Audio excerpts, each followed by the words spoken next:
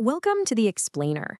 Today, we're diving into the geography of the United States, but probably not the way you learned it in school. We're going to look at the hidden features of the map that help shape it into a global superpower. So let's start with a simple question. How well do you really know the US map? Most of us think we've got a decent handle on it, but I bet some of the things we're about to cover are going to surprise you. Let's see if your mental map is accurate. Okay, first one. Picture this. You're in Detroit, Michigan, and you get in your car and drive straight south. What's the first foreign country you hit? Your brain is probably saying that's a trick question, but I promise it's not. And the answer is Canada. Yep, because of a neat little curve in the Detroit River, the Canadian city of Windsor is actually south of Detroit. It's a perfect little reminder that the map we imagine in our heads isn't always reality. Ready for another? All right, next up, think about all those squarish states out west like Colorado or Wyoming. They look like they were drawn with a ruler. But there is one U.S. state that has absolutely zero straight lines in its border. Its shape is completely natural. It's Hawaii, of course. And that contrast right there is so interesting, isn't it? You've got these ruler straight lines drawn by people on the mainland, and then thousands of miles away you have this chain of islands formed by volcanoes. It really shows you the sheer diversity of the country's geography. And the list of these little quirks just goes on and on. Like, how is Alaska both the most eastern and most western state? And no, the southernmost point in the U.S. is not in Florida, it's Hawaii again.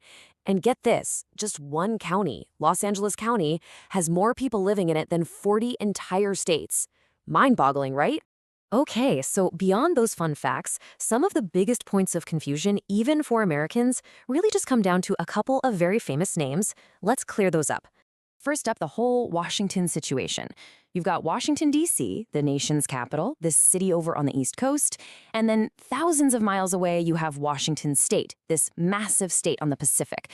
That's why people just say D.C. to make it clear they're talking about the capital city. And you've got a really similar thing going on with New York. There's the city everyone knows, and then there's the giant state that it's a part of. But with New York, the population dynamic is what's truly fascinating. And check this out. A whopping 40% of the entire state's population lives inside New York City. But the city itself, it takes up less than 4% of the state's land. That incredible density is a huge reason why the city is such a global powerhouse. All right, so now that we've had our fun with trivia and cleared up some names, let's get to the real core of this explainer. What is the single biggest geographical factor in America's strategic power? I mean, on the inside, the U.S. has some incredible natural advantages.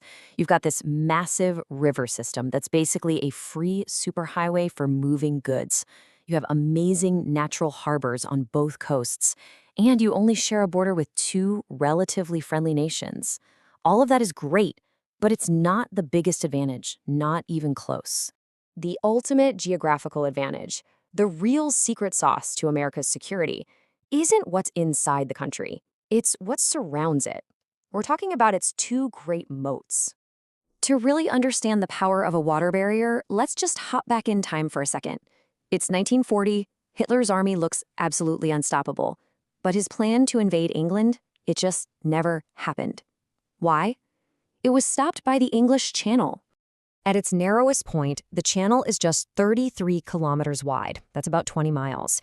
And that short stretch of water was considered too great of an obstacle to overcome. It literally saved a nation. So keep that number in your head, 33 kilometers, a nearly impossible military challenge back then. Okay, now let's scale that up and look at the moats protecting the United States.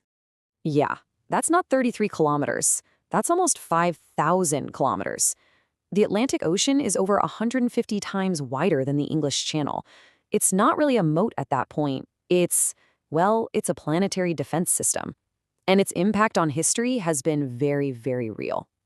And this isn't just a theory, right? It's exactly why, as this quote points out, a major power like Japan in World War II couldn't do any real extensive damage to the U.S. mainland. A surprise attack on an island halfway across the Pacific? Yes. A full-scale invasion of the coast? The distance alone made it a complete fantasy. So these two giant bodies of water, the Atlantic and the Pacific, have essentially created what people call Fortress America. For more than 200 years, no foreign power has been able to even seriously attempt a conventional invasion. These oceans have been a massive shield, giving the country a level of security that's almost unique for a major world power. So it's pretty clear that for centuries, geography gave America this almost unfair advantage, building a fortress protected by the biggest moats in the world. But that leaves us with one critical question for the future. In an age of long-range missiles, cyber attacks, and threats that don't need an army, do these great oceans still matter as much? Or is Fortress America now just a thing of the past?